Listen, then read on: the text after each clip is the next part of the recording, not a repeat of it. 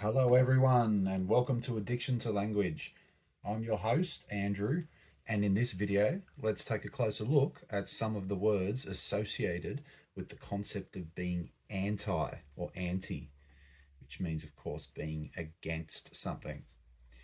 Have you ever noticed yourself that the word stain is really just a shortened version of the word staying or stay in? After all, that's what's happening with a stain. It stays in, it is staying. These types of relationships between words and meanings are not a coincidence. They demonstrate that there is a deeper structure and purpose behind language, which has not been publicly taught previously.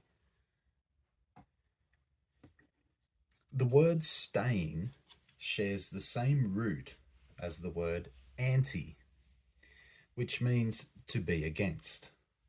The idea is that a stain is something which is firmly against another thing. A stain cannot be removed. It cannot be moved to an alternate position.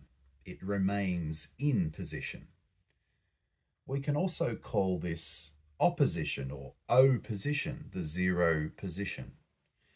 We can also view it as being an object. A stain is objective. It's an obstacle, if you like, as it connects back to the idea of something standing in your way. And the reason why anti and stain share the same root meaning is because they're built using the same letters, T, A, I, and N. Okay, the word ain't, as mentioned previous video, also we use to refer to being against something, being in opposition to it. Same letters as the word anti, same letters here again in the word stain, because each one of the alphabet letters has a meaning and purpose behind it. Subsequently, words which contain the same letters will also very closely align in their meanings. Notice that the word standing also contains the same root letters, T, A, I, and N. Standing is also synonymous with objectivity and opposition. In fact, of course, we have all five there of the letters that are in the word stain appearing also in the word standing. The word paint is also a part of this letter-related group of words. Just like a stain, it also refers to being against something because it contains those letters, the T, A, I, and N. Specifically, the paint, or P-ain't, is something which has the potential to be against another thing. Okay, that comes from the letter P itself, referring to the idea of potential. So therefore, the potential, the P ain't, it's the potential to be anti. You could call paint panty. You could spell it that way instead. But we use this form traditionally, P ain't. It has the potential to be against something, okay? Once the paint has been applied to the canvas, it loses its potential to be against something because now it actually is against something. And we call that painted. Okay? And it means that it is now without its potential to be against something. Its potential has been fulfilled.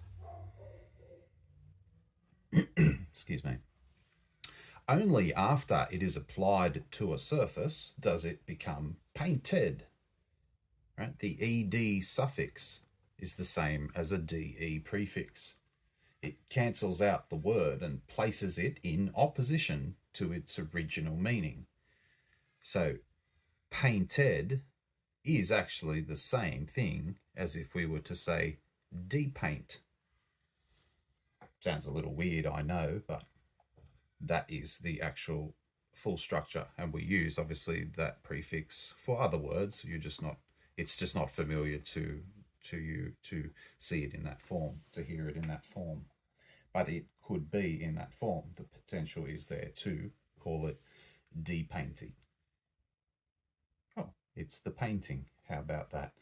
Okay, so we have become biased in our perspective towards being anti and what that means. But in fact, being anti can actually be a good thing rather than the negative thing we often associate it as. Well, it's certainly not always a bad thing, because the last time I hugged someone, it felt very nice to have them against me. It is interesting to observe that we do all intrinsically understand that being against something can be either a good or a bad thing.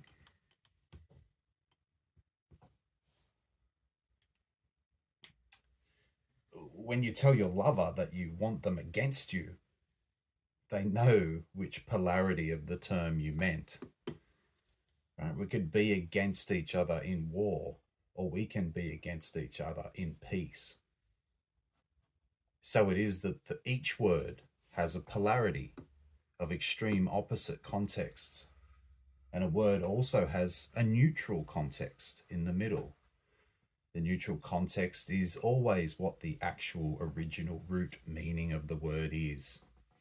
The neutral position is free of the biases that the human psyche has attached to see being against as either a positive or negative thing. It's neither. In fact, it is just a state of being. It is a reality of existence that things are against each other. Of course, the word against itself contains the same letters again, T, A, I, and N. In fact, like standing, like the word stain, it contains, or it does contain, all five, again, of the letters that make up the word stain. And we also have, again, the roots there for four of the letters from the word stand. Four of the letters from the word stand. So we're seeing these letters carry through into multiple words in different arrangements and different patterns, yet the words themselves all still ultimately mean the same thing.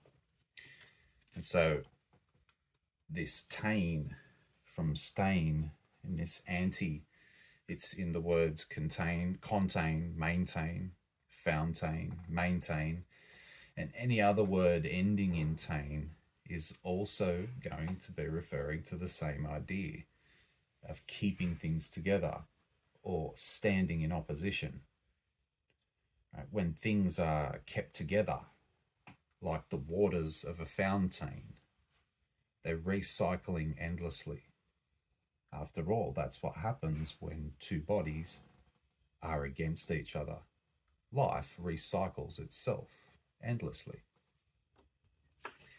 And you can learn more about the secret world of words by following Addiction to Language today, where you can discover that there really is something to gain from anything you might be up against. Don't forget, folks, that if you are having any governmental trouble in accessing your TikTok accounts, you can still follow the Addiction to Language channel content on Facebook, YouTube, X, and Rumble. Hope you enjoyed the video, guys. Until next time.